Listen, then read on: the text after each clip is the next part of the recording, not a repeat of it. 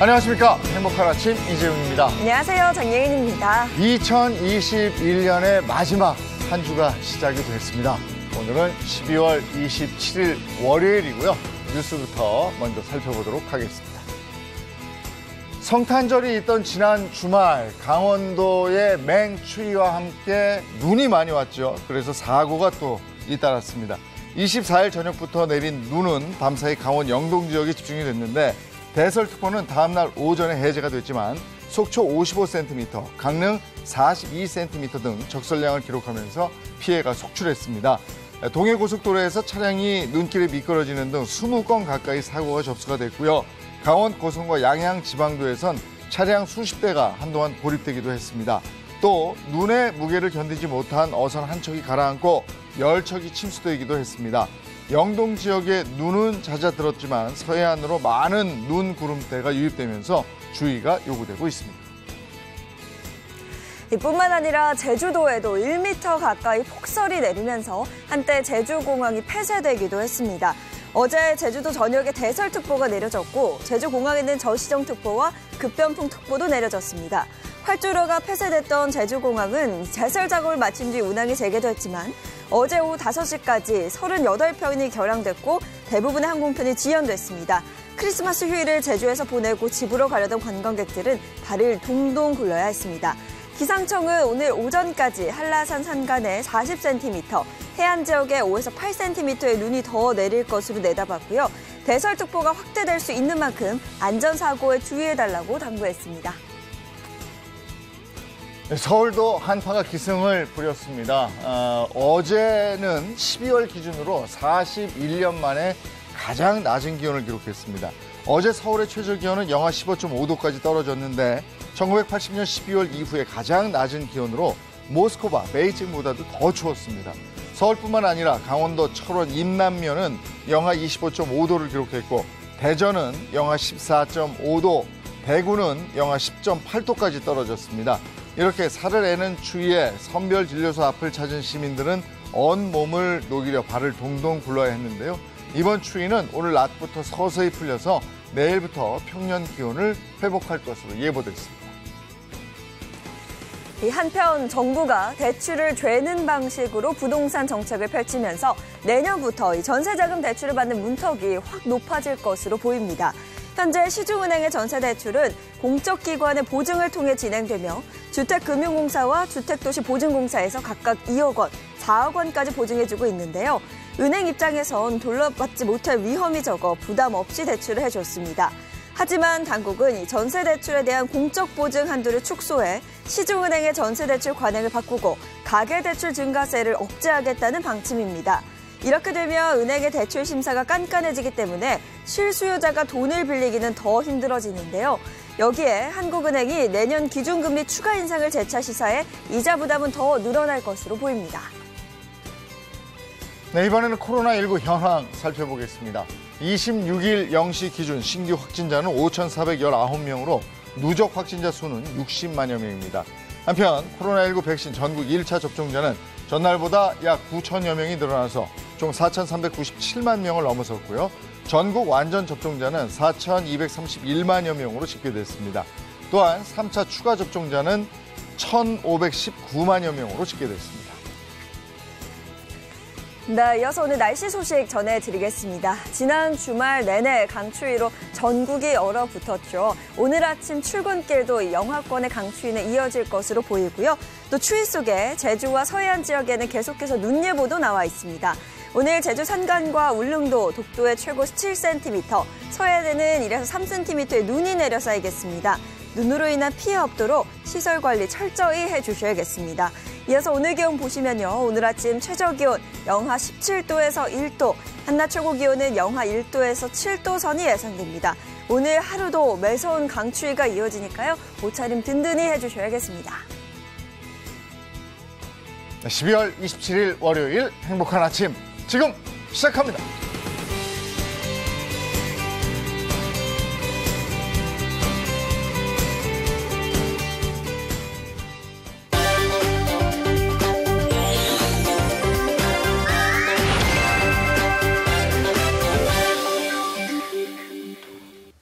네, 월요일 행복한 아침 함께 만들어줄 분들 소개해드리죠. 박수림 씨, 이정수 씨 어서 오세요. 반갑습니다. 네, 안녕하세요. 네, 안근홍 기자 반갑습니다. 함께합니다. 반갑습니다. 네, 안녕하세요. 반갑습니다. 이인철 변호사, 허주연 변호사도 함께합니다. 어서 오세요. 네, 반갑습니다.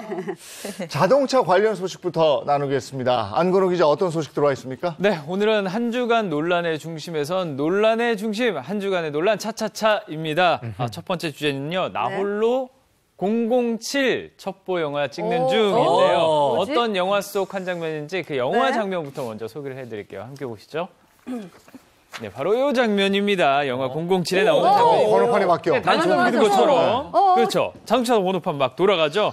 이 번호판의 정체는 모든 국가를 다 통과할 수 있는 회전 번호판입니다. 야, 역시 제임스 본드처럼 이 정도는 돼야죠. 차 네. 번호판 막 바뀌면서 국경 넘어서 나라들 막 가잖아요. 막 가는 거죠. 예. 아, 저 사실 저도 해보고 싶었거든요. 근데 저게 현실이 안 되잖아. 맞아, 저 맞아. 영화에서나 되는 거죠. 맞아. 가능하면 안 되죠. 네. 네, 현실에선 불가능한 일인데 놀랍게도 이런 차량이 실제 우리나라에 있었다고 합니다. 네? 대박. 어떤 차량인지 함께 보시죠. 에이? 자, 바로 요 차입니다. 지난 14일 부산 진구의 한 도로에서 찍힌 사진인데요. 차 번호판이 좀 이상해요. 두 개다, 두 개. 그러니까 번호판이 위아래로 겹쳐 있잖아요. 그러네. 저게 기존 번호판 위로 다른 번호판이 돌아가면서 씌워지는 겁니다. 근데 중간에 번호판이 걸려버렸어요. 이 차량이 이 사실을 모른 채 그냥 질주를 하고 있었던 겁니다. 아니, 자세히 보시면 위가 8자리 그 신형 번호판이고요. 밑에가 7자리 구형 번호판이니까 맞아. 완전 다른 번호판이 맞는 건데 어떻게 이럴 수 있어요? 저게 무슨 일인지 모르지만 저 석연치 않죠. 아니, 말이 안 되죠. 일반 차량이 네. 저런 번호판을 달고 다니진 않을 텐데. 뭔가 있음. 네. 뭔가 범죄에 이용되는 거 아닌가 싶기도 하고 차주는 어떤 사람이었습니까? 그러니까요. 007도 아니었고 맨인블랙도 아니었습니다. 네. 차주 잡았는데 이번 사건 검거 과정 진짜 한편의 영화 같았어요. 이거 좀 설명을 해드릴게요. 경찰은 이날 최초 신고를 받고 10분 만에 차량을 발견했습니다. 근데 차가 워낙 빨리 도주를 한 거예요. 놓쳤는데요. 어머. 또 다른 신고자들이 차량을 뒤쫓아가면서 실시간으로 위치를 알렸습니다. 공원 쪽으로 좌회전했습니다. 1号線으로 갔습니다. 맞아. 네, 위치 파악을 도왔고요. 마침내 경찰은 30분 만에 40대 운전자 A씨를 붙잡을 수 있었습니다. 시민들이 진짜 대단한 것 같아요. 네. 진짜 검거하는 그 과정 자체가 영화 같았던 것 같은데 운전자는 대체 뭐 하는 사람이었어요? 궁금해. 궁금하다. 네, 운전자 A씨. 네. 제임스 본드 같은 멋진 사람은 초보가 아니었습니다. 네, 그냥 A씨는 초범이 아니었어요. 이 전력이 있었던 사람입니다. 과거에도 불법 번호판을 부착해서 차량을 운행하다 적발돼서 처벌을 받았었고요. 네. 적발된 차량의 번호판 중 하나는 조회가 안 되는 가상 번호판이었다고 합니다. 아무래도 이 번호판의 목적이 의심될 수밖에 없는 상황이잖아요. 그렇죠. 네. 그래서 경찰은 A씨를 자동차 관리법 위반 혐의로 입건해서 추가 범죄 가능성을 수사를 하고 있습니다. 야, 이게 단순히 이제 영화를 따라하려고 그랬던 것 같진 않고. 아니죠. 그리고 이 번호판이라는 게 이게 어디서 우리나라에서 구할 수 없는 거 아닌가요? 그렇죠. 이번 번호판 범죄가 롤스크린이라는 장치를 이용한 겁니다. 롤스크린? 이게 번호판 상단에 둘둘 감기는 게 있어요. 네. 그래서 번호판을 가짜 번호판이 말려 들어가는 방식으로 설치를 한 겁니다. 이런 식으로요. 자, 국내에선 불법이지만 해외 사이트에선 이게 지금 다 해외 사이트잖아요. 이런 개조용품이 버젓이 팔리고 있고요. 번호판을 뒤집어서 어머, 바꾸거나 아예 그냥 까맣게 가려주는 그런 제품까지 판매되고 있습니다. 대박. 아니 저런 제품들이 범죄에 악용될까봐 네. 그게 좀 그치. 걱정이 되는데요. 사실 국내에서는 뭐 저런 제품 사거나 네. 실제로 쓰거나 있을 수 없는 일이잖아요. 근데 해외 사이트를 통해서 구입한다고 하는데 네. 요즘에 위조 변조가 많이 문제가 되고 있잖아요. 근데 이 위조 중에서도 이 자동차 번호판을 위조하는 게 아마 가장 무거운 범죄일 겁니다. 왜냐하면 이게 범죄에 이용할 수 있기 때문이죠. 그래서 자동차 관리법에 따르면 10년 이하의 징역이나 1억 원 이하의 벌금형에 처해질 수 있는 굉장히 큰 범죄거든요. 왜냐하면 만약에 뭐 누가 이제 이 차를 통해서 뭐 어떤 범죄를 저질렀다 그러면 추적을 해야 되는데 번호판이 바뀌면 추적을 할 수가 없잖아요. 그렇기 때문에 네. 굉장히 위험하고 무거운 범죄라고 할 수가 있습니다. 아까 본 영상처럼 자동차 번호판을 어떻게 좀 가리려고 각종 꼼수를 그렇게 부린다면서요. 맞습니다. 아예 눈 가리고 아웅이라고 하죠. 과태료나 범칙금을 피하려고 각종 범죄를 목적으로 하거나 뭐 이런 차의 번호판만 가리는 경우가 많은데요. 아까 봤던 롤스크린하고는 조금 다릅니다. 이런 것들은. 아주 원시적인데요. 사진도 보시죠. 원시적이다. 네, 한 오토바이 운전자. 저건 붙여놨네요. 청테이프. 롤스크린 아닙니다. 그냥 청테이프 찍 붙이면 됩니다. 자, 요것 때문에 도로에서 더 주목을 받고 아유, 있는 거 이분 알까요? 또 요것뿐만이 아니라 다른 왜 차량. 저래? 요건 집에서 쓰는 달력을 또 썼어요. 저렇게 가내수공업으로 저 달력을 떡하니 붙여놓고 달리는 황당한 장면도 너무 포착이 튀는 거 됐습니다. 아니에요? 예전에는 뭘 이렇게 액체를 바르면 반사가 돼서 어디서 안 맞아요. 그런 것도 있다고 그러고 네. 별의별 방법이 다 있었어요. 근데 이런 사례들이 실제로 많이 있는 모양이죠. 이런 황당한 일이 생각보다 많이 일어나고 있습니다. 2018년도에 어떤 일이 있었냐면요. 자동차 운전자가 주차를 할 때마다 앞에는 화분을 놓고 뒤 트렁크는 열어놓고 가다가 경찰에 붙잡힌 거예요. 이 사람 왜 그랬겠어요? 뭔가 다르려고. 그렇죠. 당연히 번호판을 가리려는 꼼수를 네. 쓴 겁니다. 이 사람 불법 주정차 단속 카메라를 피하기 위해서 이런 방법을 악용을 했다고 하는데 동종의 전과까지 있는 사람이었어요. 법원에서 뭐라고 표현했냐면 이렇게 번호판을 가리는 의도가 굉장히 저열하다. 그래서 벌금 100만 원을 선고를 했습니다. 주차비 몇만 원 피하려고 그러다가 100만 원 벌금이 야 이건 배보다 배꼽이 더 컸어요. 안 된다는 거 아시죠? 그러니까. 자 다음은 어떤 게 있습니까? 네, 두 번째 주제는요. 10,000분의 1의 가능성을 뚫고 간 운전자입니다. 어떻게 했길래 이 10,000분의 1을 뚫고 갈 수 있었을까요? 어떤 영상인지 함께 확인하시죠. 자, 바로 이 영상입니다. 저 슈퍼카. 누가 봐도 슈퍼카예요. 수원의 한 주차장인데요. 한눈에 봐도 비싸 보이는데 저기를 잠깐만, 뭐 아니, 저 주차를 내고 가야죠. 슬쩍슬쩍 앞뒤로 왔다 갔다 대박, 하더니 림보다, 림보. 자, 림보를 뭐야, 하면서 그대로 내려가? 지나가는 차량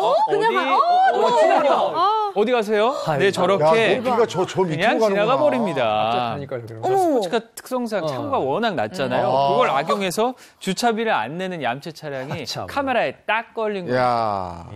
6억 원짜리 스포츠카 타면서 6만 원짜리 그 아이고. 과태료를 저차비 안 내려고 그렇게 가는 거였어요. 네네. 아 그래서 스포츠카 탔나 보다. 빨리 빨리 지나가려고. 도망가려고. 근데 이게 진짜. 아유, 정말. 이게 10,000분의 1의 사나이가 맞긴 맞는 것 같아요. 이게 주차비가 6만 원이었는데 지금 6억짜리 차를 저렇게 했으니까. 그렇네요. 10,000분의 1의 사나이. 자, 논란이 불러지니까 해당 차주가 한 매체를 통해서 입장을 밝혔어요. 네. 스포츠카 차량 차고가 너무 낮아서 차단기가 인식을 하지 못하는 경우가 있었다. 이번에도 그런 줄 알고 그냥 그러려니 하고 지나갔습니다라고 분명히, 해명을 했어요. 뭐야 이게? 그러니까 이번이 사실 처음이 아니었던 아니란 거예요. 거죠. 네. 차주는 무리를 일으켜서 입주민에게 죄송하다. 다시는 이런 일을 저지르지 않겠다고 관리사무소 측과 서약서를 썼다. 이렇게 설명을 했습니다. 아유. 네. 얼마 전에 또 어떤 스포츠카 차주가 앞에 뭐 자기 차선 막았다고 그 자기가 맞아요. 먹던 커피 던진 거. 네. 그런 사람들이 있어요. 스포츠카 좋은 거 타고 강북 강변로에 저하고 똑같이 막혀 있으니까 똑같아. 제 차는 높기나 하지. 이게 낮았잖아. 답답하겠다 싶더라고. 그렇지. 네, 요거 차 얘기는 여기까지. 네. 자, 이번에는 우리 주변에서 일어나는 사건, 사고를 법의 관점에서 풀어보도록 하겠습니다. 그 법이 알고 싶다.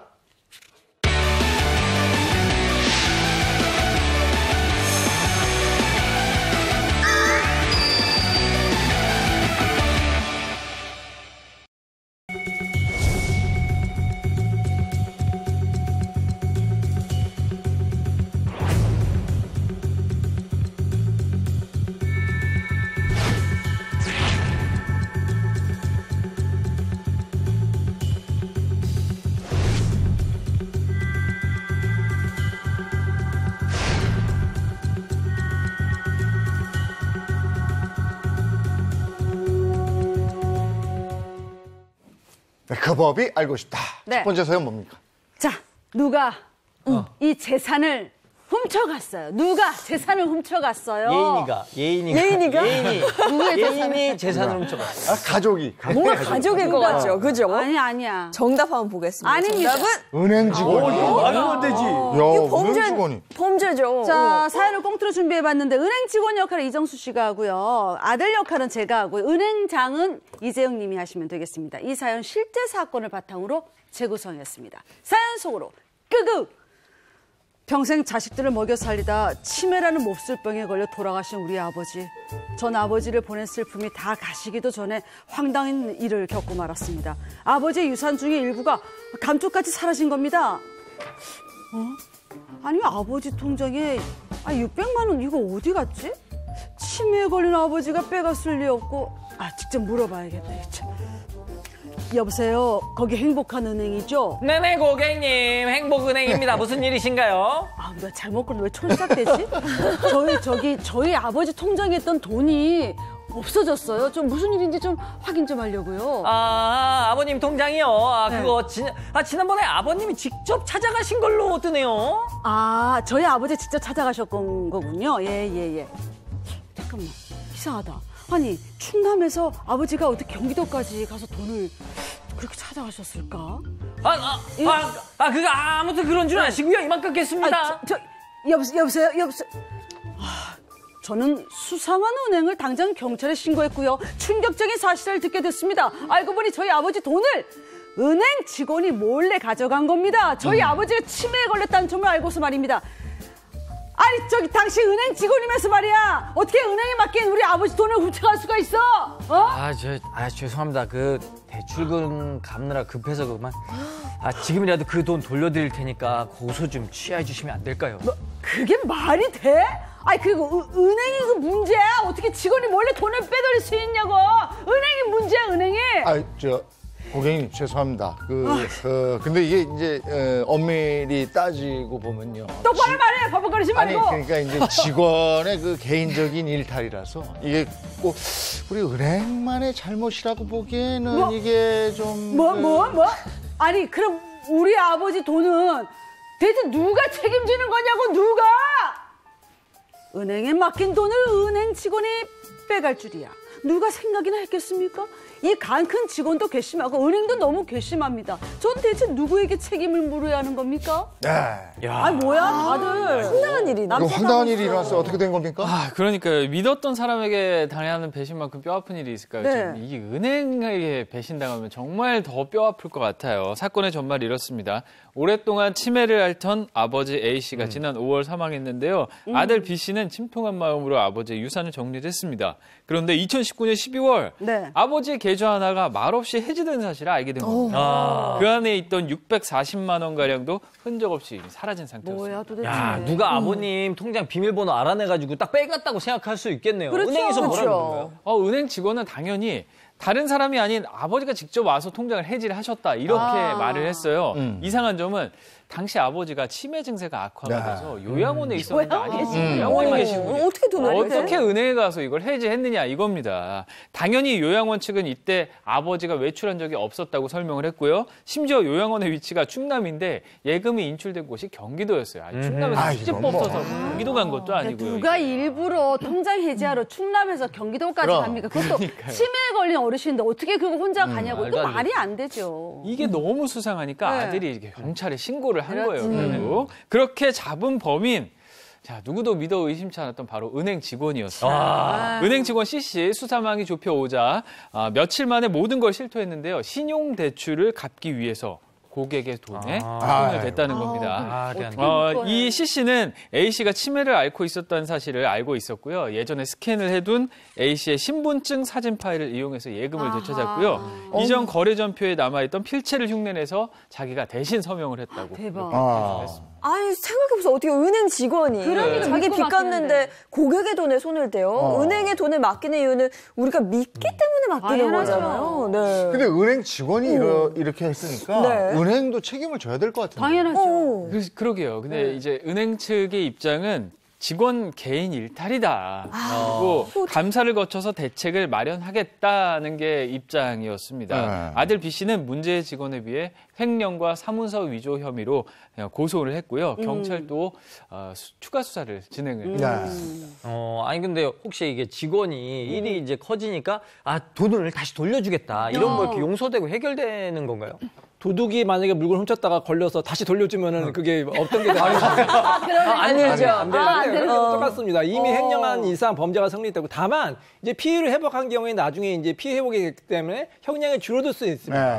근데 이런 사건이 종종 발생. 저도 몇 건 상담을 했거든요. 특히 옛날에는 아주 옛날에는 이 통장이 이 수기로 된 통장이 있었습니다.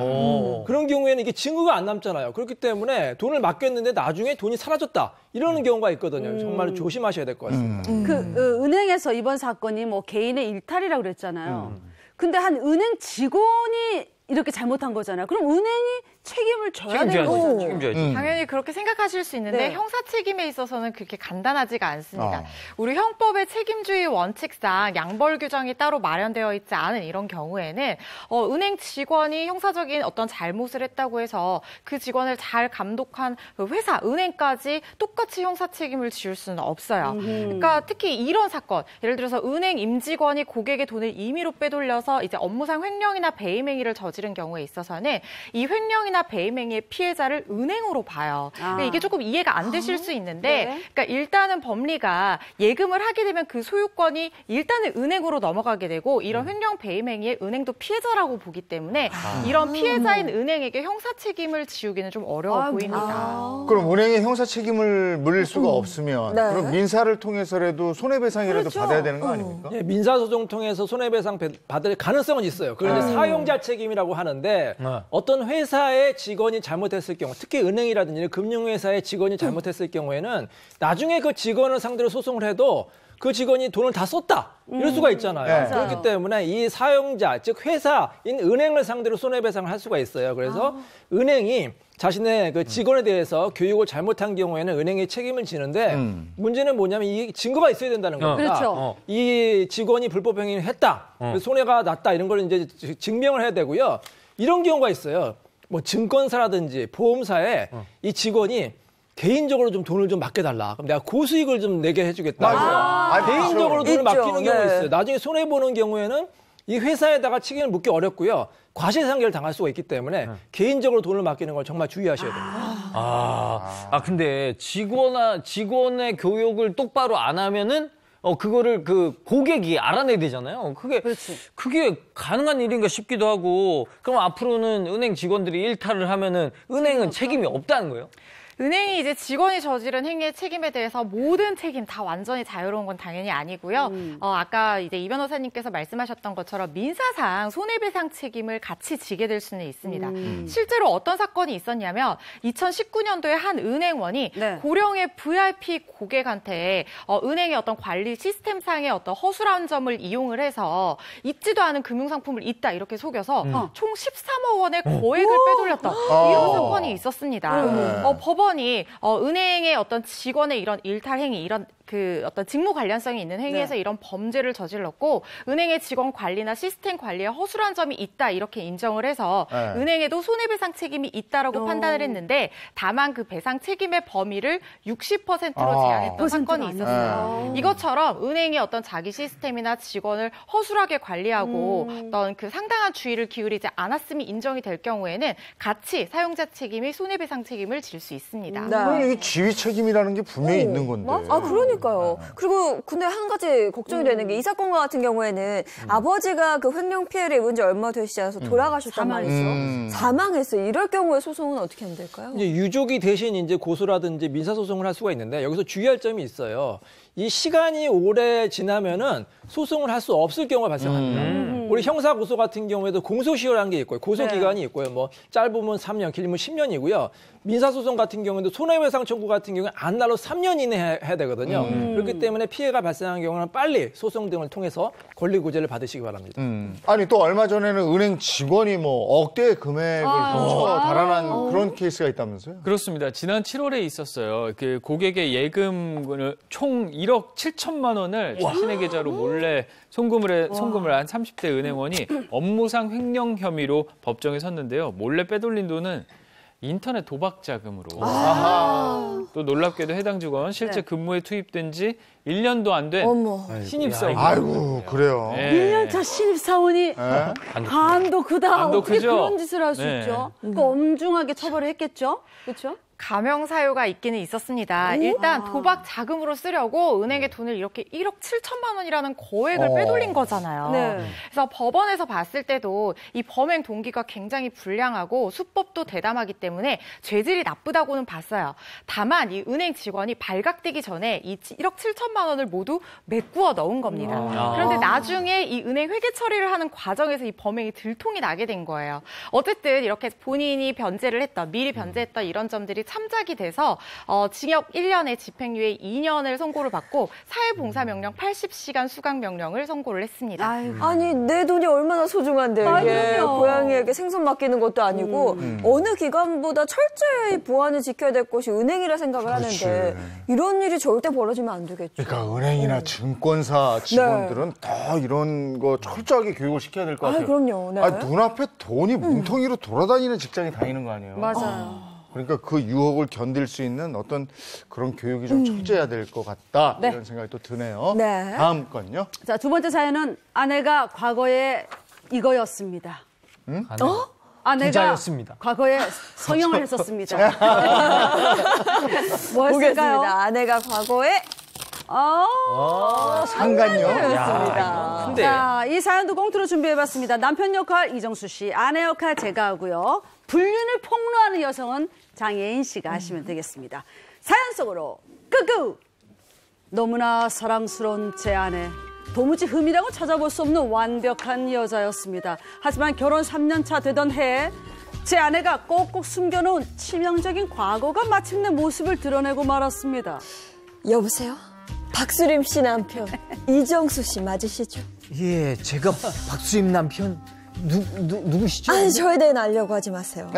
저는 오늘 당신 아내가 어떤 사람인지 폭로하려고 합니다. 지난 3년간 아무것도 모르고 뭐 행복하셨겠죠. 이제 당신 아내의 과거에 대해서도 알아야 되지 않겠어요?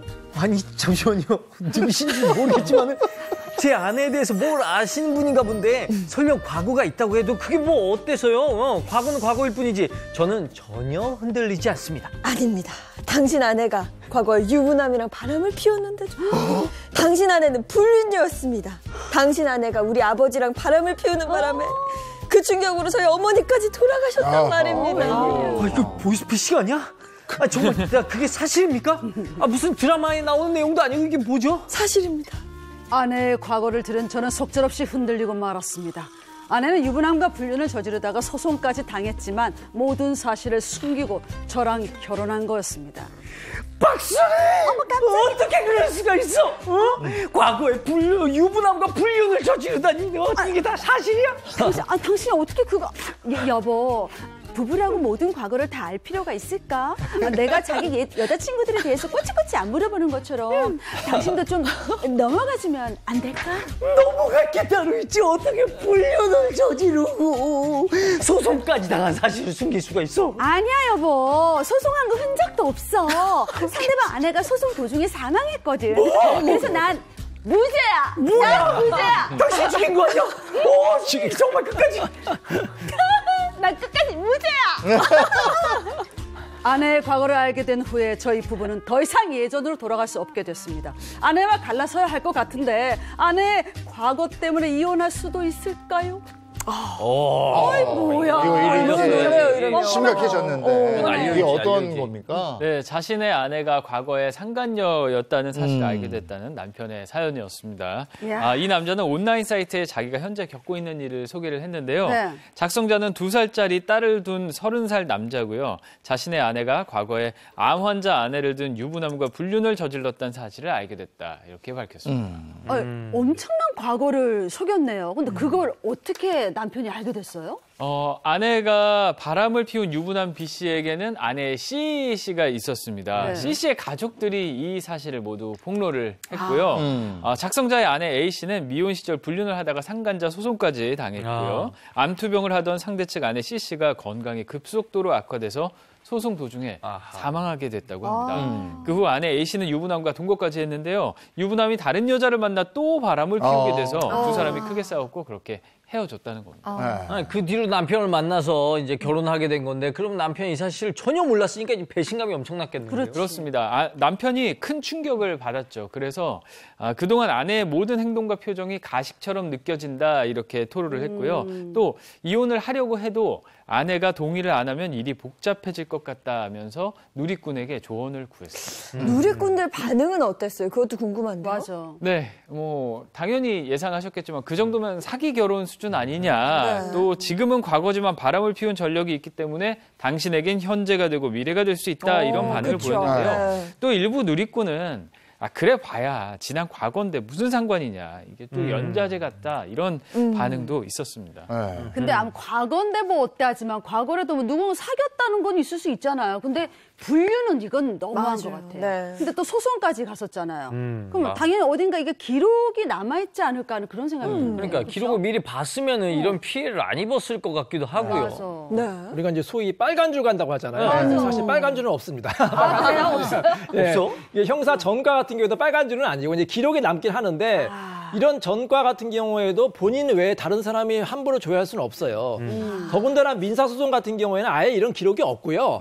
다만 이제 법원의 그 판결문이 보고하는 데 있습니다. 근데 그것도 원고나 피고 당사자만 볼 수가 있고 이 사건명이라든지 이걸 알아야지만 볼 수가 있거든요. 그렇기 때문에 남편이 아내가 소송을 당했는지 사실상 알기는 어렵다고 볼 수가 있습니다. 그러니까 이런 상간자 소송 같은 이런 민사 소송 같은 경우는 당사자가 말해줘야지만 아는 건데 맞아. 이걸 결혼 전에 누가 말해주겠어요? 아니 근데 또 하나 궁금한 게 소송 중에 아내 C씨가 사망했잖아요. 네. 그러면 끝나는 거예요, 그냥? 그러니까 일단은 원칙적으로 우리 민법에는 어떻게 규정되어 있냐면 소송 도중에 당사자가 사망될 때는 일단 소송 절차 자체가 중단된다 이렇게 규정이 돼 있어요. 그런데 상속인이 있잖아요. 네. 이 상속인이 소송 절차를 물려받을 수가 있어요. 이게 수계라는 건데 수계를 하게 되면 소송이 그대로 다시 진행이 될 수 있습니다. 하지만 이 사망한 당사자에게 상속인도 없고 이 절차를 대신 수행해줄 소송 대리인도 없는 상황이라고 하면 결국에는 안타깝지만 소송 절차가 그대로 종료가 돼요. 그래서 이 사연에서도 아마 상속인이나 아니면 이 소송 절차를 대신해줄 소송 대리인이 없었을 가능성이 있는 거죠. 근데 민사소송이라서 이 판결문을 확인하기도 힘들잖아요. 근데 그 소송마저 중단돼서 흐지부지했다면 아내 A씨 입장에서는 내가 굳이 이걸 얘기할 필요가 있을까? 알려야 할 필요가 있을까? 이런 생각을 했을 수도 있을 것 같아요. 맞아요. 그래도 이게 부정행위했다는 사실 변치 않고 요거를 이제 본인이 떳떳했으면 미리 얘기했었어야죠. 근데 이런 걸 얘기 안 한 걸 이게 숨겼다는 거 이거 이혼 사유가 될 수 있을 것 같아요. 그러니까 이제 이혼 사유라는 건 사실 결혼 후에 발생한 일 가지고 이혼 사유가 되는 거예요. 네. 근데 이 경우 같은 경우에는 혼인 전의 얘기잖아요. 그렇기 때문에 이혼 사유는 안 되고 다만 이제 혼인 취소 사유가 될지 안 될지는 따져봐야 되는데 이 혼인 취소 사유는 결혼할지 말지를 결정할 수 있는 중대한 사유거든요. 예를 들어서 뭐 다른 사람과 결혼을 했었다. 사실혼 정도 되면 혼인 취소 사유가 되는데 결혼 전에 바람을 폈다? 이게 과연 혼인을 할지 말지 중대한 사유인지는 좀 따져봐야 될 것 같아요. 그리고 만약에 혼인 취소 사유가 된다고 하더라도 안 날로 3개월 이내에 해야 되는 거를 주의하시기 바랍니다. 결혼한 지 3년이 지났잖아요, 지금. 그렇죠. 요런 부분에서는 어떻게 되는 거예요? 그러니까 혼인 취소 청구 같은 경우에는 혼인 기간은 중요하지 않아요. 왜냐하면 이 취소 사유를 면하거나 알게 된 날로부터 이 시효가 진행을 하기 때문에 굉장히 장기간 혼인 기간을 유지를 했다고 하더라도 이 시효를 안에 있다고 하면은 취소 청구를 진행을 할 수가 있습니다. 어떤 사례가 있었냐면 3년이 아니라 이 사례는 3년이었는데 14년 동안 결혼 생활을 하다가 결국 취소가 된 사례가 있었어요. 한 여성이 있었는데 아이 2명을 출산한 전혼 관계가 있었는데 이걸 숨기고 초혼인 것처럼 결혼을 한 겁니다. 네. 남편이 모르고요. 14년 동안이나 행복하게 결혼 생활을 했어요. 그러다가 이 관련 서류를 떼보고 이 모든 사실을 알게 된 겁니다. 남편이 협의 이혼을 신청을 했는데 아내가 이걸 받아들이지 않았어요. 결국 소송으로 갈 수밖에 없었겠죠. 혼인 취소 사유가 된다고 재판부에서 인정했는데 아내의 속임수로 인해서 이렇게 결혼에 대한 의사표시를 한 거기 때문에 14년간의 긴 기간과는 상관없이 혼인 취소 청구가 인용이 된 겁니다. 결혼 14년 동안 너무 행복하게 살았는데 근데 10년이 넘더라도 과거 행적에서 혼인 취소 뭐 이런 사유가 딱 발견되면 혼인은 취소할 수 있다는 거. 그러니까 결혼 앞에서는 솔직해집시다. 맞아요. 자, 진실 게임 합시다. 지금부터. 자, 어떻게 결혼 전에 뭐 하셨어요? 누나나 해요. 예, 저는 깨끗합니다. 그러니까 과거에 범죄를 저지른 적이 있는데 이걸 숨기고 결혼했다가 나중에 알게 되면 이게 혼인 취소 사유가 된다는 거잖아요. 그럼 이와 비슷하게 혹시 결혼 전에 이거는 내가 배우자에게 꼭 말해야 된다. 뭐 그런 것들이 있을까? 기준 같은 게. 그러게. 여러분 우리가 사랑 앞에서는 진짜 솔직해져야 돼요. 그런 말 있잖아요. 연극은 언젠가 끝나게 마련입니다. 맞아요. 그러니까 정말 이 솔직한 모습으로 내가 가장 솔직한 모습을 보여줄 수 있는 배우자와 결혼을 했을 때 참 오래가고 해로할 수 있는 것 같습니다. 맞아요. 여러분 이거 다 아실 거예요. 혼인 경력, 출산 경력, 이혼 경력 너무 중요하잖아요. 네. 이거는 결혼을 할지 말지 결정하는데 아주 중대한 요소가 될 수 있습니다. 이거 얘기 안 하시면 취소 사유 될 수 있고요. 또 가끔 학벌이나 직업 속이시는 분들이 있어요. 네. 이게 풀려서 이러시면 안 됩니다. 거짓말 하시면 취소 사유 될 수 있고 네. 금전 문제, 미주알, 네. 고주알 다 얘기할 수 없을 수도 있지만 맞아요. 너무 큰 빚을 지고 있다. 이래서 가정 경제에 굉장히 어려움을 초래할 요소들이 있다. 이런 부분 또 말씀을 해주셔야 되고요. 범죄 경력도 지금 이 사연처럼 말씀을 하셔야 됩니다. 범죄 경력 같은 경우에 전과가 있으면 당연히 얘기를 해야 되는데 또 이런 경우 있을 수 있어요.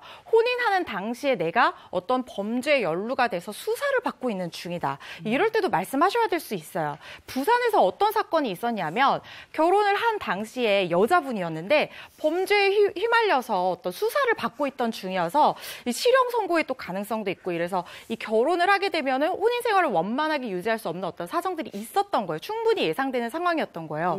거기다 이 여자분이 아이를 임신 중이었는데 이게 그 상대방 남자에게는 당신 아이야 나 임신했어 이렇게 얘기를 했지만 아이 아버지가 누군지 확신할 수 없는 그런 상태였던 겁니다. 이걸 다 숨기고 결혼했는데 이게 드러나지 않을 수가 없겠죠, 당연히. 그래서 남편이 혼인 취소 청구를 했는데 재판부에서도 이런 정도의 사정이라고 하면 이 남자가 결혼을 할지 말지 결정하는데 아주 중요한 요소가 될 수 있었다. 그래서 혼인 취소 청구를 인용했던 그런 사건도 있었습니다. 아니 저는 이런 얘기도 들었어요. 대머리였는데 그거 숨기고 성형했는데 그거 숨기고 요거 딱 나중에 걸렸을 때 취소 사유가 된다.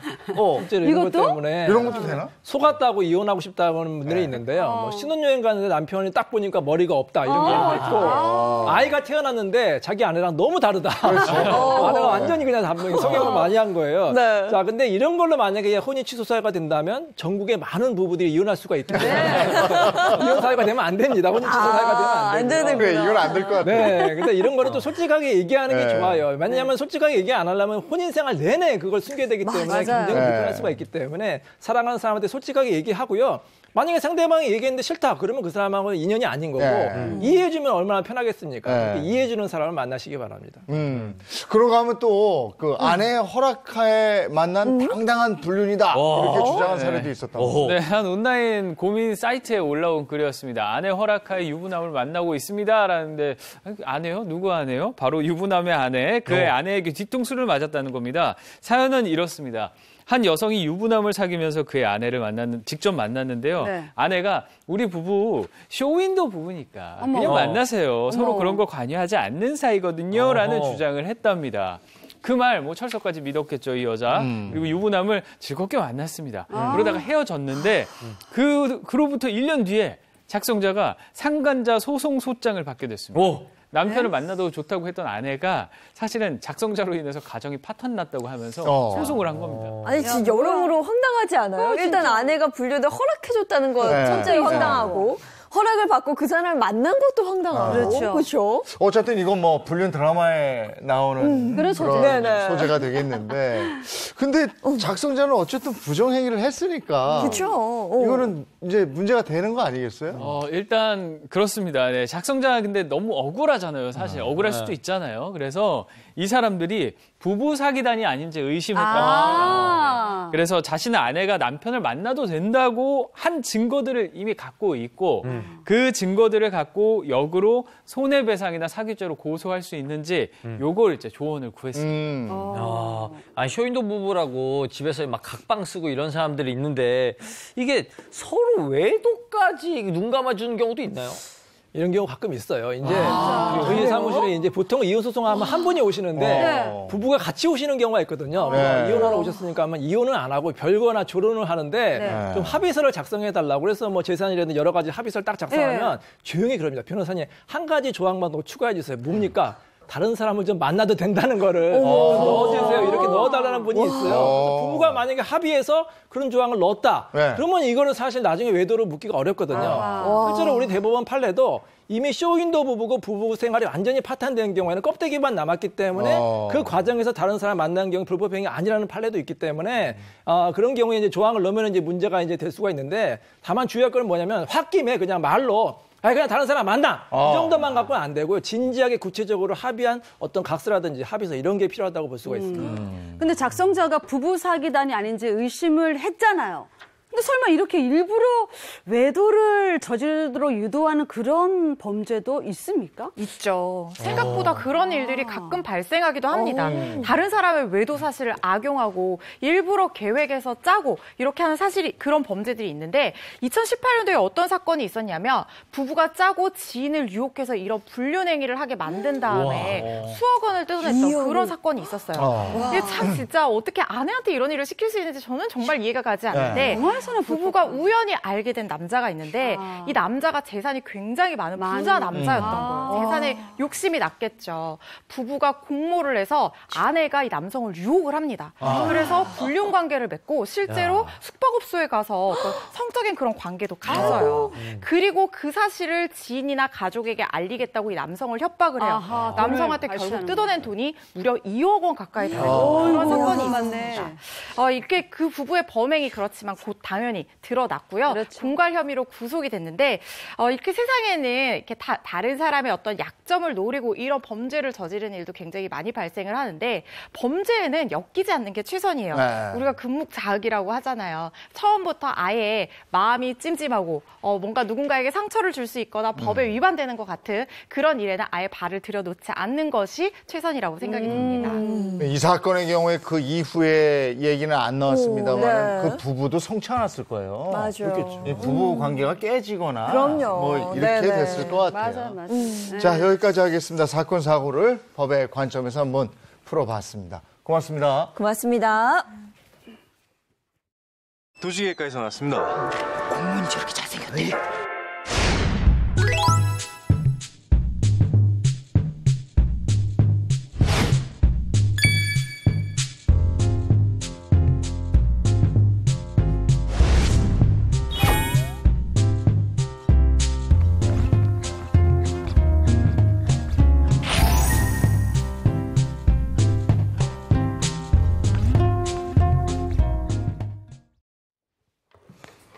살면서 겪는 모든 고민을 속 시원하게 해결해 드리겠습니다. 인생 Q&A 2호선의 용한 상담소입니다.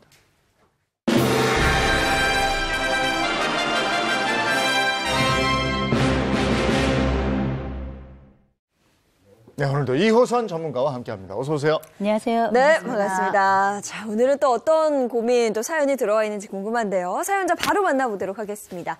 안녕하세요. 어디 사는 누구신가요? 안녕하세요. 저는 결혼 3년차가 된 40대 남성입니다. 저는 저희 아내 때문에 고민이 되어 이 자리에 나왔습니다. 솔직히 저희 아내가 외모도 예쁜 편이고 애교도 많거든요. 연애할 때는 아내의 싹싹하고 애교 많은 모습에 반해서 결혼했어요. 근데 결혼 후에 보니 그게 가장 큰 단점이더라고요. 일단 아내는 남한테 오해를 살 만한 칭찬을 너무 많이 합니다. 한 번은 부부 동반 모임을 갔는데 어떤 남자가 자기는 노래를 잘한다고 하니까 아내가 어머 나 노래 잘하는 남자 너무 좋아하는데 하면서 붉게 박수를 치더라고요. 다른 남자한테도 요리를 정말 잘하시네요. 요리 잘하는 남자가 이상형이었는데 하면서 쓸데없는 말을 합니다. 당연히 남자들은 좋아서 해불쩍거리죠. 그럴 때마다 저는 속이 까맣게 탑니다. 그렇죠. 그리고 자기 회사 동료들이랑 과도하게 친합니다. 일단 직장 동료는 기본 호칭이 오빠고요. 어머. 문자도 그냥 할 말만 써서 보내면 되지 쓸데없이 뒤에 하트를 붙입니다. 그리고 업무적인 내용 외에 사적인 문자도 너무 많아요. 어떤 남자 직원이 졸리다고 하니까 자기 셀카를 보내면서 힘내라고 찔거도 듣고요. 아프다는 사람한테는 죽 기프트콘을 보내고 저 착하죠? 저한테 잘하세요 라고 또 찡긋 웃습니다. 그러다 보니 아내 주변에 쓸데없는 남자들이 많이 보이는데 가만 보면 제 아내가 먼저 원인을 제공하는 것 같습니다. 속된 말로 흘린다고 하죠. 다른 남자들이 오해를 살 수 있으니까 좀 자제하라고 얘기해봐도 소용없습니다. 아내는 오히려 화를 내면서 자기가 뭐 불륜이라도 저지르냐고 따지고 듭니다. 꼭 일을 치러야만 불륜인가요? 아내의 그런 행동도 불륜이나 마찬가지라고 봅니다. 어쨌든 남자들에게 인기가 많은 아내 때문에 항상 노심초사하며 살고 있습니다. 대체 어쩌면 좋을까요? 아내가 다른 남자들에게 인기가 좋고 또 본인이 느끼기에는 내 아내가 여지를 준다 그런 느낌을 받았네요. 네네, 충분히 고민이실 것 같은데 이분과 비슷한 고민을 가지고 계신 분이 또 있습니다. 이번에는 여성분의 사연인데요. 제가 한번 대신 읽어드리겠습니다. 안녕하세요. 저는 신랑 때문에 고민이 많은 40대 주부입니다. 저희 신랑은 외모 자부심이 좀 큰 편이에요. 40대 남자 중에서 뭐 자기처럼 머리숱도 많고 배 안 나온 남자 없다면서 엄청나게 큰 자랑거리로 여깁니다.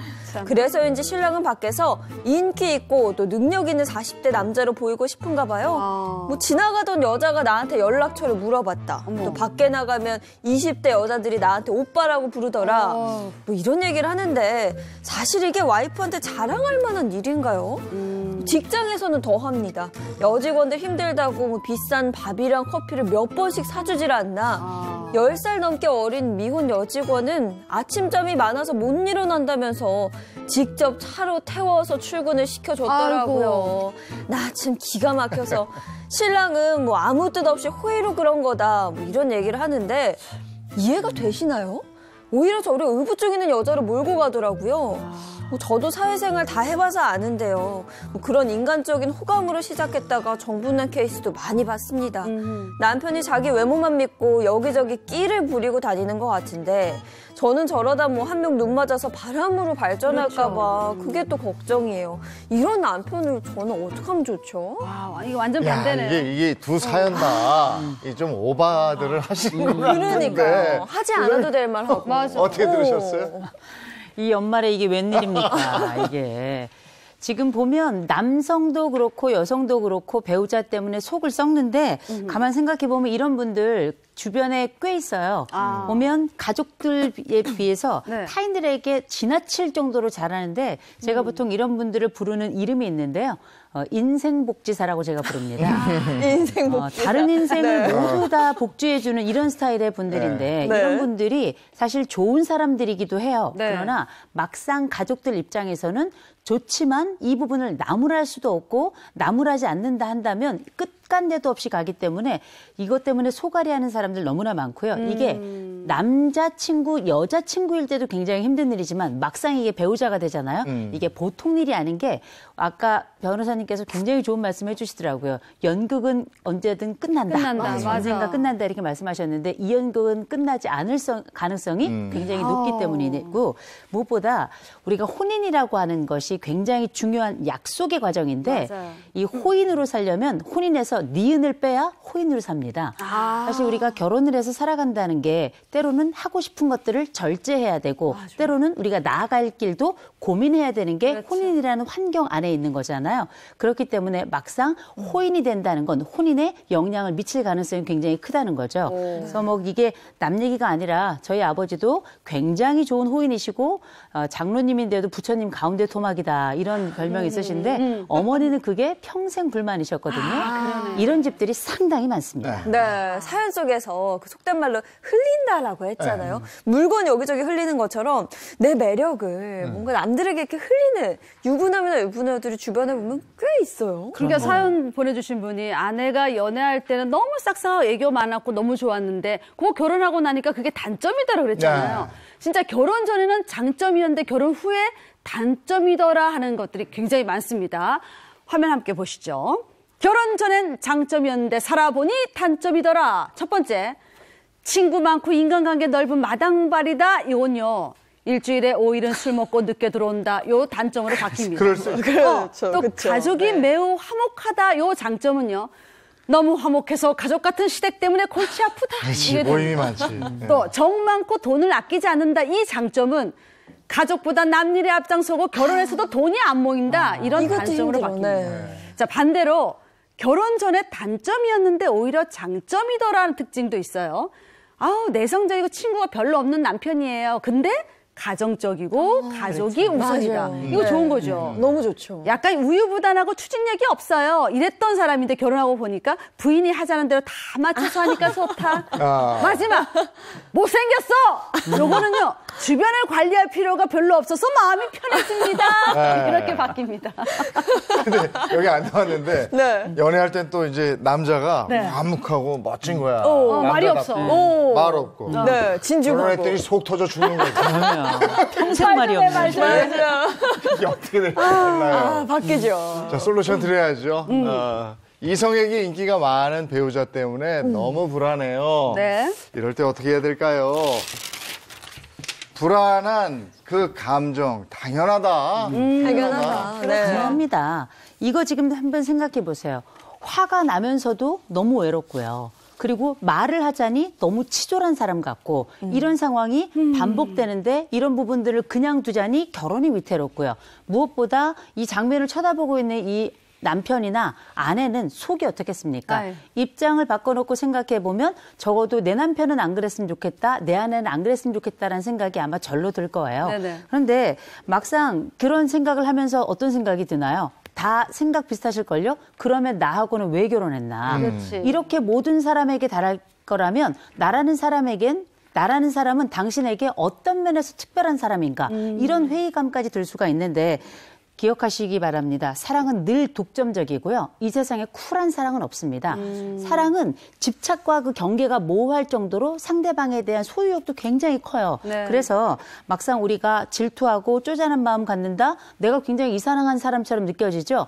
지금 우리가 함께 봤던 두 개의 상황을 고려한다면 이 감정 불안하고 불편하고 말하고 싶지만 쪼잔해서 내가 이상한 사람처럼 보일까 봐 고민하는 이 감정 당연한 겁니다. 이상하지 않습니다. 아니 가끔 가다가 뭐 쿨하다 이런 사람을 보면 뭐 멋있는 사람, 맞아. 뭐 시원시원한 사람 이렇게 그렇죠. 생각하잖아요. 그건 쿨병이라고 하더라고요. 쿨병, 예. 쿨한 척해야 되는 병. 이런 일에서는요 쿨하면 안 됩니다. 어떻게 보면 화나는 게 당연해요. 맞아. 당연하죠.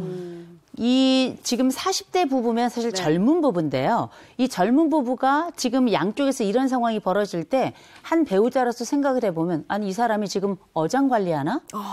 아니면 나라는 사람이 내 배우자에게 매력이 이제는 더 이상 없는 건가? 맞아. 이런 생각을 하게 되는데 네. 그렇게 되면 우리가 흔히 말하는 호인, 법 없이도 살 수 있는 그 사람이 나에게는 한없이 무법천지를 만드는 사람이거든요. 저는 이런 경우 좋은 사람이라고 생각하지 않습니다. 또 한 가지 우리가 늘 기억해야 될 한 가지 요소. 만인의 연인은 나의 연인이 아니에요. 이건 확실합니다. 그렇다면 막상 이 사람이 가지고 있는 이런 특성이 성격 때문인지 아니면 일부러 약을 올리면서 살짝 질투를 유발하고 싶은 감정인지 그건 불분명합니다만 이제 한 가지 확실한 건 남에 대해서 무작위로 친절한 건 배우자에 대한 불친절이자 동시에 전 비매너라고 봅니다.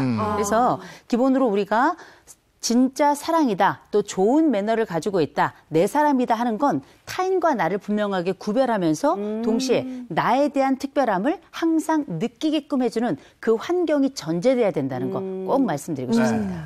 이런 사람들이 이제 그 나는 불륜을 저지를 생각도 없고 불륜을 저지른 적도 없다 이렇게 얘기를 하는데 그게 그 선에서 이렇게 넘질 않아. 이게 그렇죠. 저도 그런 사람 하나 아는데요.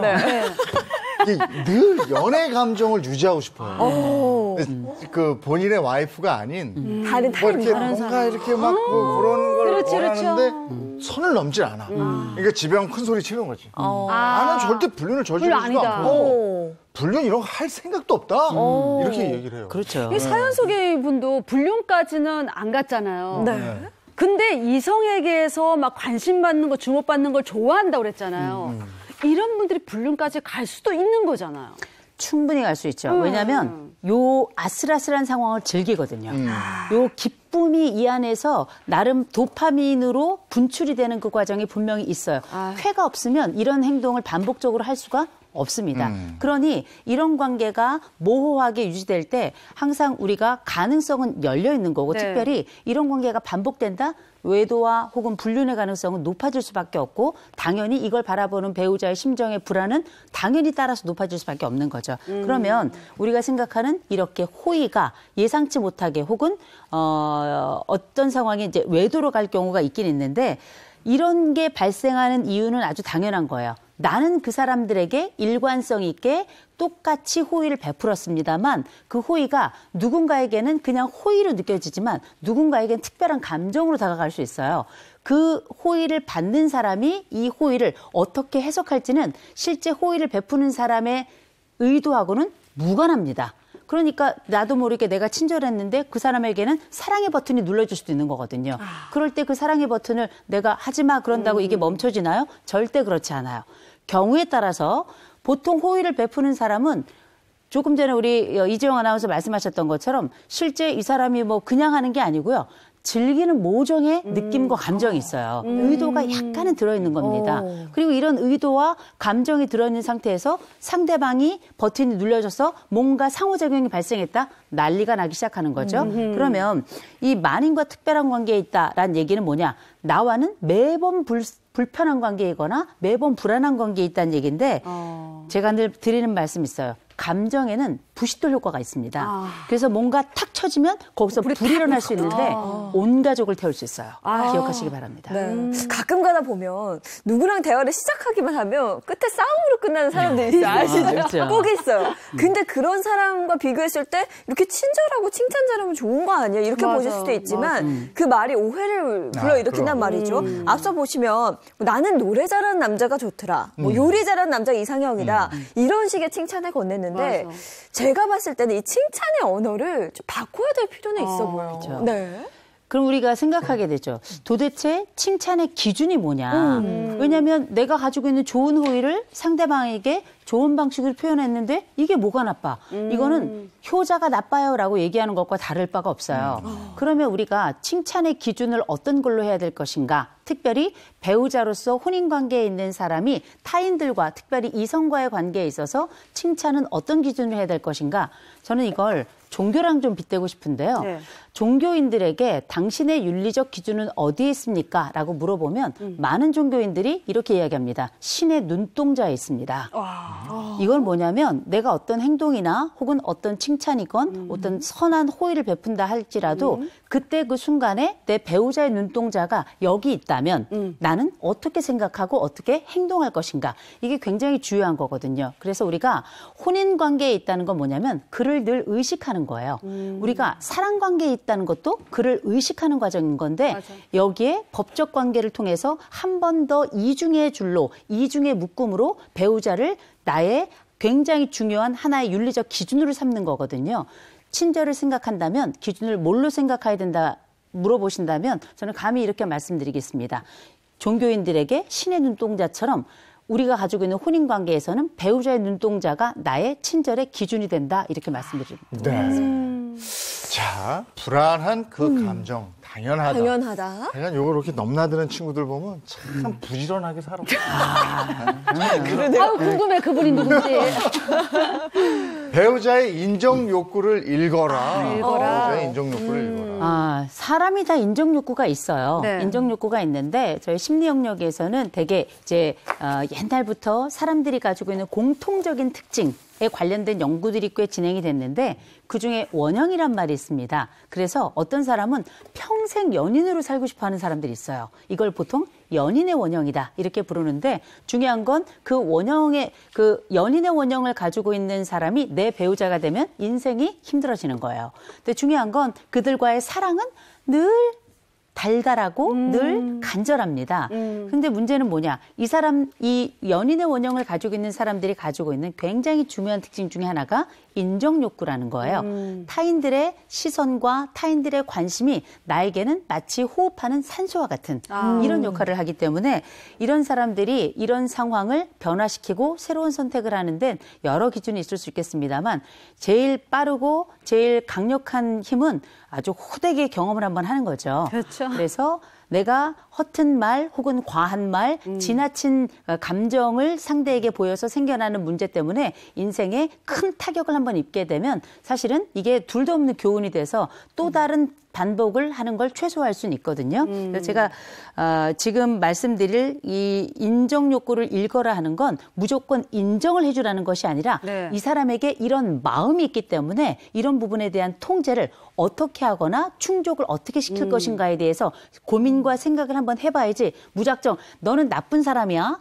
너는 이렇게 해서는 안 돼. 이런 정죄나 판단만으로는 이 사람의 이 발걸음을, 이 걸음, 또 이 감정을 멈추기는 어렵다는 거죠. 소장님, 이성한테 막 호감 섞인 그런 말을 하고 막 호의를 베푸는 그런 행동들이 내가 인정을 좀 받고 싶어서 그런 거일 수도 있잖아요. 그러면 배우자가 그렇게 호의를 베풀고 좀 이렇게 호감 섞인 말을 하고 이러면 문제 해결되는 거 아닐까요? 근데 이게 인정 욕구도 사람마다 강도가 달라요. 어떤 사람은 엄청나게 인정을 받아야 되고요. 마치 이렇게 밑 빠진 독처럼 부어도 이 인정이 채워지지 않는 경우가 있어요. 이런 경우는 배우자가 노력을 하더라도 사실상 파트너만 바뀔 뿐이지 이런 상황이 반복되거나 재현될 가능성이 굉장히 높습니다. 그래서 많은 분들이 친절한 사람들이 이타적이라고 생각하더라고요. 그런데 인정 욕구가 강한 사람이 의도를 가지고 자기를 충족시키기 위해서 이타적으로 행동한다면 이것처럼 이기적인 게 없습니다. 아주 굉장히 강력한 이기성이에요. 그런데 우리가 이런 사람들이 가지고 있는 욕구를 통제할 수 있는 방법은 크게 이제 두 가지다 이렇게 얘기할 수 있는데 그중에 하나가 뭐냐? 말 그대로 충분히 충족시켜가지고 이제는 완전 포화 상태야. 이렇게 되면 문제가 되지 않을 건데 맞아. 이런 인간은 별로 없어요. 그러면 또 하나가 뭐가 있는가? 조절을 하는 조건을 이제 만들어가는 건데 그 조절을 하는 조건 중에 이를테면 좋은 것만 하려고 생각하시면 그것도 어렵습니다. 때로 일련의 감정적인 문제도 있지만 환경적으로 당신이 어떤 리스크, 어떤 위협에 놓여질 수 있는지를 설명하는 것도 중요한데 그중에 하나가 법적으로 어떤 문제가 생겨서 당신은 무엇을 이룰 수 있는지에 대해서 한 번쯤 강력하게 이야기해보는 것도 나쁘지 않아요. 왜냐 이런 그러니까 사랑을 통해 가지고 뭔가를 얻고자 하는 사람들은 굉장히 늘 긍정적이고 좋은 결과만 기대를 하거든요. 달콤한 것만 생각하고. 근데 거기에 흔히 우리가 알고 있는 자기 통제를 하는 방법 중에는 두려움과 공포도 굉장히 중요한 역할을 해요. 그래서 이를테면 제가 알고 있는 혹은 제가 했던 상담 사례들 중에는 말할 수 없지 많죠. 이를테면 뭐 어떤 누군가와 굉장히 팀을 이루어서 일을 잘했고 근데 이 사람이 환경이 안 좋아서 몇 번 돕다 보니 불륜관계에 접어들었고 이걸 통해서 가정이 파탄나면서 동시에 직장을 잃고 이 사람이 가지고 있는 모든 관계까지 끝나버린 이런 상황들이 드라마에만 있는 게 아니라 일상 속에도 굉장히 많거든요. 이런 상황에서 이 사람들이 어떤 것을 잃었는가를 다른 친구들의 예를 빌어서 얘기를 해주는 것도 굉장히 중요한 레슨이 될 수 있고 교훈이 될 수 있고요. 특별히 이렇게 자기 이기성이 큰 사람들 같은 경우에는 자기가 잃을 것을 워낙에 크게 두려워하는 성향을 가지고 있어요. 그러니 가끔씩은 조절 조건으로 법적인 어떤 어려움이 있었던 사람들의 예를 든다든지 이랬을 때 당신이 잃을 수 있는 것이 어떤 것인지에 대해서 자주는 말고요. 아주 드물게 한 번씩 돌려서 한 번씩 이야기를 해드리는 것도 괜찮을 것 같습니다. 네, 방금 뭐 일상 속에서 이런 일이 좀 많다라고 하셨는데 최근에 좀 자주 문제가 됐다고 들리는 부분이 카풀 문제가 있어요. 사연 속에서도 남편이 10살 넘게 어린 미혼의 여직원이 아침잠이 많아서 못 일어나신다고 하니 모시러 가서 태우고 같이 회사에 출근해서 좀 문제가 됐잖아요. 이게 같은 방향이면 괜찮을 것 같은데 같은 방향이 그냥 가는 방향이 어디? 근데 역방향인데 가서 모시고 간다면 근데 같은 방향도 그렇게 막 단둘이 간다 치면 근데 이게 신경 쓰일 것 같아요. 이 아내 입장에서는 예민해질 수밖에 없는 부분이죠. 근데 이럴 때는 부득이 이렇게 해야 될 때 어떻게 해야 돼? 어떻게 얘기를 해야 될까? 같은 방향이건 다른 방향이건 하지 마세요. 하지 마세요. 하지 마세요. 속 시원해. 그럼요. 이거는 특별히 이성 간의 카풀은 저는 심지어 상사하고도 하지 말라고 얘기합니다. 이거는 오해를 만들 뿐만 아니고 불편함을 본인이 가지고 있더라도 나중에 떼어내는 것도 굉장히 어렵습니다. 이게 제가 이 말씀을 왜 드리냐. 잘 생각해 보세요. 그런 카풀 하지 말아달라고 배우자가 얘기를 했는데 내 배우자하고 내 아이들이 하는 부탁은 그렇게 안 들으면서 왜 그 가는 길 혹은 돌아서 가는 길까지 해당되는 그 카풀을 하는 부탁은 왜 들어주냐고요. 왜 하냐고요? 왜? 무엇이 중요하냐고요. 이거 굉장히 중요한 얘기입니다. 무엇이 중요한데? 정신 바짝 차리셨으면 좋겠어요. 네. 하지 마세요. 아, 카풀 기분 나쁘시죠? 그래, 그 순간에. 그 조수석 내 자리인데. 자. 원하는 바를 구체적으로 말하라. 네. 이거 결혼은 또 이 사람이 나에게 특별하다는 의미는 다른 사람들과의 차별로부터 시작되는 겁니다. 이 사람이 나에게 소중하고 특별하니 우리가 결혼 관계를 맺어서 평생 함께 약속의 의미를 지켜가며 살아가자라는 게 혼인이 가지고 있는 굉장히 중요한 의미잖아요. 그러면 이런 상황에서 우리가 부부와 관련된 3가지 의무를 보통 이야기하죠. 하나는 정조의 의무가 있고요. 또 동거의 의무가 있고 부양의 의무가 있다. 이런 얘기를 많이 하는데 이 정조의 의미라는 건 말 그대로 내 몸을 지켜가는 굉장히 중요한 과정이고 동거하면서 더군다나 부양이라는 건 정신적 부양도 함께하는 겁니다. 정서적 부양도 함께하는 거고요. 서로를 지켜가고 성장시키는 과정을 통합적으로 이 3가지 단어에다 담고 있다. 이렇게 이야기할 수 있는데 분명한 건 이 상황이 위태로워지는 거잖아요. 이 상황이 굉장히 불안감을 유발하는 상황으로 옮겨가고 있는 거잖아요. 네. 이럴 때는 어떻게? 당연히 배우자로서 그 불편함을 표현하셔야 됩니다. 네. 그 표현하지 않고 안으로만 소갈이 한다 그래서 상대방이 달라지는 게 아니에요. 불쾌감도 표현하셔야 되고요. 때로는 이것 때문에 부부싸움이 일어날 가능성도 굉장히 맞아요. 높은데 한 번쯤 부딪히더라도 이런 이성과의 모호한 관계에서 생겨나는 가족의 얘기되는 불안 이런 것들은 사전에 막거나 중간에 컷하는 게 필요하죠. 네, 불편함을 구체적으로 말하는 그 첫 번째가요. 저는 그 회사 동료들한테 오빠라고 부르는 거. 그래, 그건 아닌 그거 것 하지 말라고 얘기해야 될 것 같고. 그 다음에는 모든 말 끝에 하트, 뭐 오빠 하트 이렇게 붙이는 거. 요건 조금 얘기를 확실히 해야 될 것 같아요. 그렇죠. 아주 객관적으로 보면 사랑스러운 여인일 수도 있지만 미성숙한 여인일 수도 있습니다. 왜냐하면 상대를 가리지 못하잖아요. 그리고 오빠라니요. 온 세상 모두가 다 가족은 아니잖아요. 그러면 배우자가 그걸 싫어하잖아요. 네. 배우자가 싫어하는데도 기꺼이 그 호칭을 쓰고 거기다가 이제 하트는 안 붙이더라도 의사소통이 가능해요. 그런데 아마 훨씬 더 우리가 생각하는 것보다 원활한 소통을 원하고 훨씬 더 많은 사람들과 친밀한 관계를 원하는 것 같아요. 이럴 때는 사실 배우자가 그걸 하지 말라고 호통을 치는 것이 상대방에게 불편감을 주면서 갈등을 유발하고 그 갈등이 오히려 해결보다는 그 부부간의 갈등을 더 촉발시키는 이런 상황이 갈 수 있잖아요. 맞아요. 그럴 때는 이럴 때 우리가 이런 그 아이메시지라는 거, 나전달법이라는 거 이럴 때 쓰는 겁니다. 너무나 불편할 때. 이를테면 당신이 그런 행동을 하고 그렇게 하트를 붙이는 게 나는 너무 속상하다라는 거 하지 말라는 표현보다 나를 좀 더 신경 쓰고 내 말을 조금 더 신경 써주면 안 될까라고 일련의 호소 방식이 좀 필요한 게 이런 다른 사람에게 친절한 사람들은 온도 곧 정이나 정감 있는 말에 훨씬 더 빠르게 반응하기 때문이에요. 누군가는 확 잘라내서 공포를 유발하는 경우도 있지만 누군가는 감정적으로 내 쪽으로 무게중심을 옮기게 하는 과정도 굉장히 중요한데 그러기 위해서는 대단히 기술적인 표현이 필요하고 그 기술적인 표현 중에는 나는 당신의 사랑이 필요하다는 거를 어필해 주는 것도 굉장히 이 사람들에게는 중요하게 들리고 잘 들리게 말하는 화법이 될 수 있죠. 근데 괜히 배우자가 그런 얘기했다가 네. 내가 질투하는 것 같기도 하고 나 때문에 직장생활 제대로 못하면 어떡하지 이런 걱정 때문에 잘 말을 못하는 배우자들이 꽤 많은 것 같아요. 근데 말하셔야 되고요. 특별히 아까 그 남성 커플 같은 경우에는 강력하게 요청하셔야 됩니다. 한번 대판 싸우세요. 왜 안 싸우세요?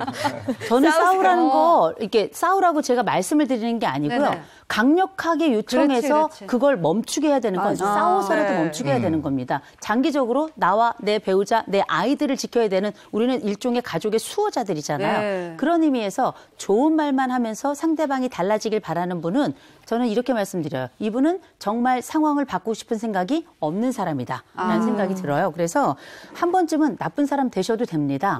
그래서 내 배우자가 정말 더 큰 위험을 초래하는 걸 막을 수 있다면 때로는 강력한 말을 통해서 때로는 큰 다툼이 한번 나더라도 해결 지점으로 갈 수 있다면 괜찮다는 겁니다. 그래서 우리가 어떤 상황을 변화시키고 싶어요? 나쁜 에너지든 좋은 에너지든 에너지가 들어가야 상황은 달라집니다. 그래서 제가 가끔 이런 말을 쓰는데요. 우연을 운명으로 바꾸는 건 용기뿐입니다. 여직원한테 인기 있는 남자가 능력 있는 남자가처럼 보이려고 뭐 밥도 사주고 뭐 잘해주고 이런다는데 이거는 어떻게 얘기해주면 좋아요? 참. 얻어먹고 싶다.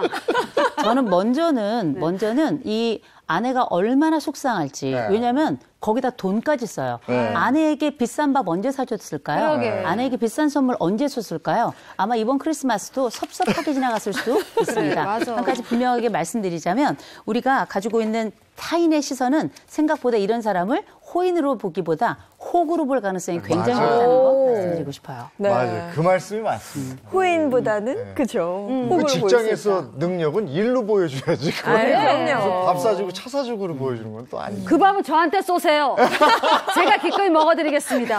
예, 여기까지입니다. 오늘 상담소 여기까지 하겠습니다. 고맙습니다. 고맙습니다.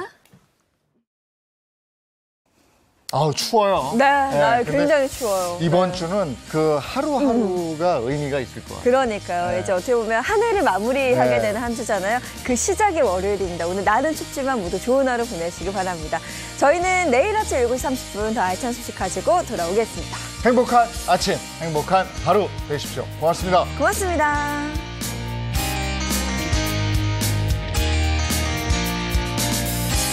스마일 이즈 굿! 채널 A 10.